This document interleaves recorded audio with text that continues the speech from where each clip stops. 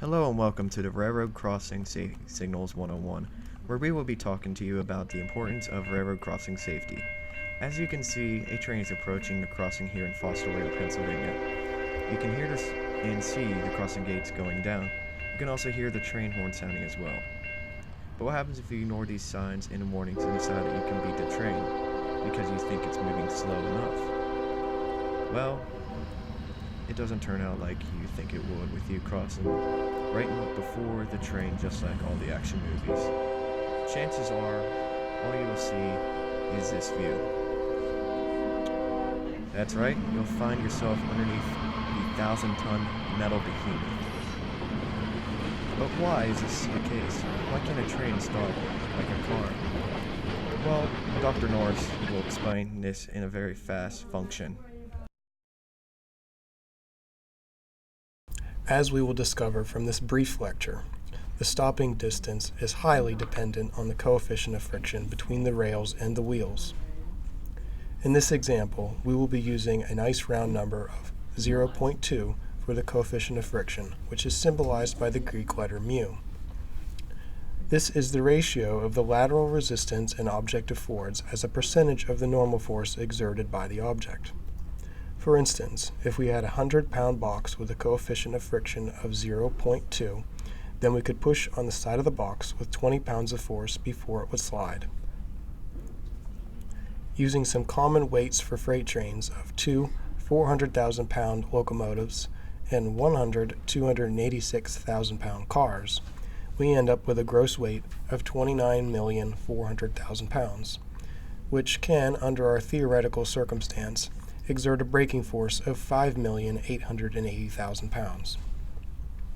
Now that we know the weight and potential braking force, we can draw on Newton's experience to find the deceleration associated with these forces. Of course, his equation is F equals ma, force equals mass times acceleration. We can rearrange this so that acceleration is equal to force over mass. Solving this equation, we get a deceleration of 6.44 feet per second squared, which is a fifth of a g, by the way. While traveling at 60 miles per hour and decelerating at this rate results in a stopping time of 13.7 seconds. Finally, using another basic physics equation, we can use this information to find our distance traveled during stopping, which amounts to 1,810 feet of stopping distance, or around 1/3 of a mile. As stated by Dr. Norris, it takes a full loaded train to come to a complete stop in 1/3 of a mile. In comparison with the next largest thing that we encounter on the roads, with an 18-wheeler traveling at 60 miles per hour, for it to come to a complete stop, it takes 335 feet. The next largest thing would be a pickup, and from 60 to 100, it takes it 135 feet to come to a complete stop. That's a lot of braking force for a train to come to a complete stop, even with all its brakes applied. But how does a train set off the crossing? Well, here we see a class out on the tracks demonstrating how a train sets off the crossing to warn drivers that he is coming. Notice how the professor and his student place a metal strip across the rails. Please do not try this at home. The professor moves one part of the metal strip across one of the rails, creating a current between the rails, setting off the lights and bells so that the drivers know that the train is approaching the crossing. Notice that the vehicles go across the crossing at a fairly fast speed. As you can tell, that this is why crossings go off so early, giving drivers ample time to stop safely. Take a look around to see what exactly is going on in this clip. As stated before, do not try this at home or on the tracks. Always expect a train. As you can see, the professor and his student moved the metal strip from one block to the other. Once the train enters the crossing gate signal block, the crossing gates sound, warning the drivers that a train is approaching and for them to stop. Take a look around and see all the components of the track as well. If you look down, you can see the ties, ballast, fasteners, and spikes. This has been shot in Hollidaysburg, Pennsylvania, on the Everett Railroad. Thanks to them for all their help in this video. As you can see, this is what is inside a crossing gate box. Pause the video to get a full look around. Each one of these electronics shown is a vital part of the signaling system of the railroad crossing. As stated before, what happens if you decide to outrun a train? Well, this is what happens to your car. Notice how the train barely feels the impact. Also notice that this is a single locomotive and it still took a long time for it to come to a complete stop.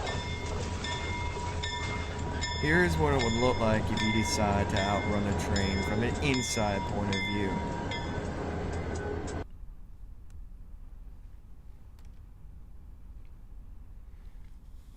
And this is what happens to your daughter in the back seat.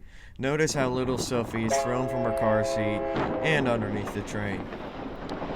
This is the view from the locomotive, giving you a comparison of how big the locomotive is to you. See how the camera barely shakes a little bit when the car is hit, but the engineer doesn't even know where the car is. Thanks to the Aberdeen Carolina Western Railway and Operation Lifesaver for staging this crash for educational purposes. No dummies were harmed in the making of this video.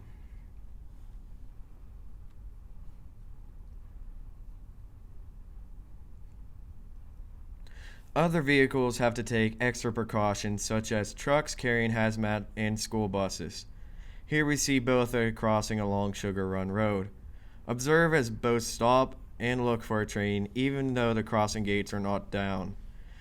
This is a step everyone should do at crossings, but not everyone has time for, as you can tell by the SUV. So what should you do at a crossing when the lights come on?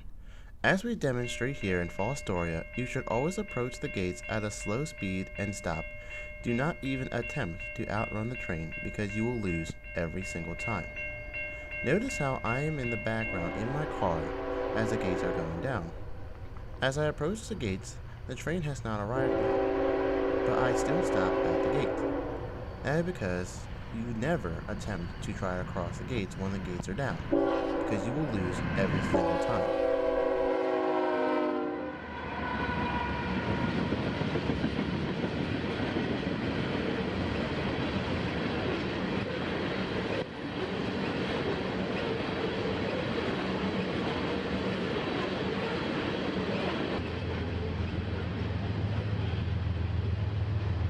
Always wait until the train is passed and the gates are off and up.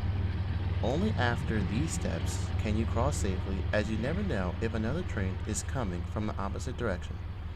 But as always, you should always remember to stop, look, and listen whenever you're at a railroad crossing.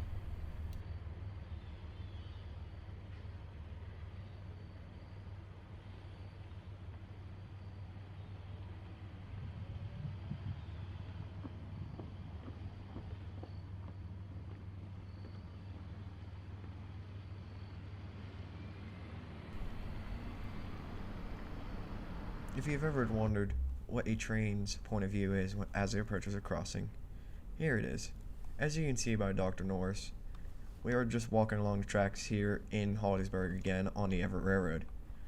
We are doing this safely as we have a flagman and we have a track warrant to be out on these tracks.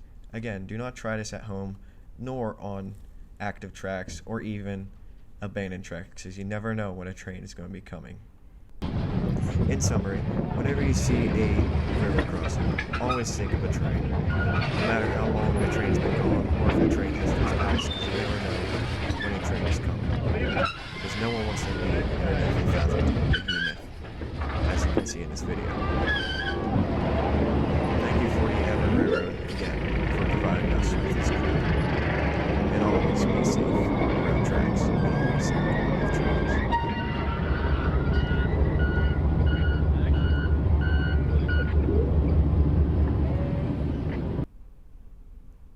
And thank you for watching our video.